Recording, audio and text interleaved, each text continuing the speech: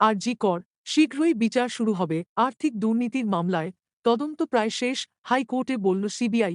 আরজি করের আর্থিক দুর্নীতির মামলায় সন্দীপ ঘোষসহ ৫ জন অভিযুক্ত রয়েছেন। প্রত্যেকেই বর্তমানে জেলবন্দী। সিবিআই হাইকোর্টে জানিয়েছে, তদন্ত প্রায় শেষ এবং শীঘ্রই বিচার শুরু হতে পারে। আরজি কর হাসপাতালের আর্থিক দুর্নীতির মামলায় শীঘ্রই বিচার প্রক্রিয়া শুরু হবে।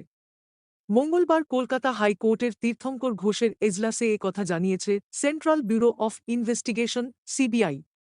আরজি করের প্রাক্তন ডেপুটি সুপার আক্তার আলী প্রথম হাসপাতালের আর্থিক দুর্নীতির বিষয়টি প্রকাশ্যে আনেন। সেই মামলারই মঙ্গলবার শুনানি হয় বিচারপতি ঘোষের এজলাসে। মঙ্গলবার হাইকোর্টে একটি মুখবন্ধ খামও জমা দিয়েছে সিবিআই।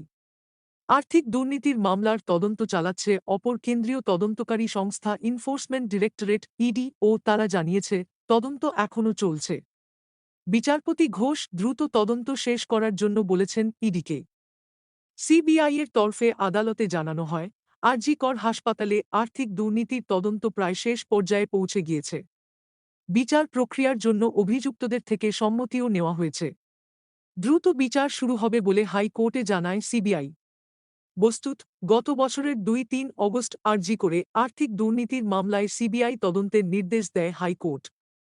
গত ২ নভেম্বর চার্জশিট জমা করে তদন্তকারী সংস্থা ইডির আইনজীবী মঙ্গলবার হাইকোর্টে জানান, এখনও পর্যন্ত দুই জায়গায় তল্লাশি চালানো হয়েছে।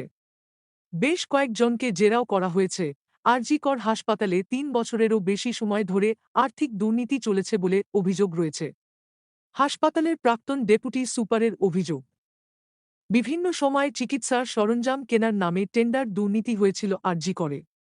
হাসপাতালের প্রাক্তন অধ্যক্ষ সন্দীপ ঘোষের বিরুদ্ধে অভিযোগ, তিনি ঘনিষ্ঠদের টেন্ডার পাইয়ে দিয়েছিলেন। আরজি করের আর্থিক দুর্নীতির মামলায় গত ২ নভেম্বর আলিপুর আদালতে চার্জশিট জমা করে সিবিআই।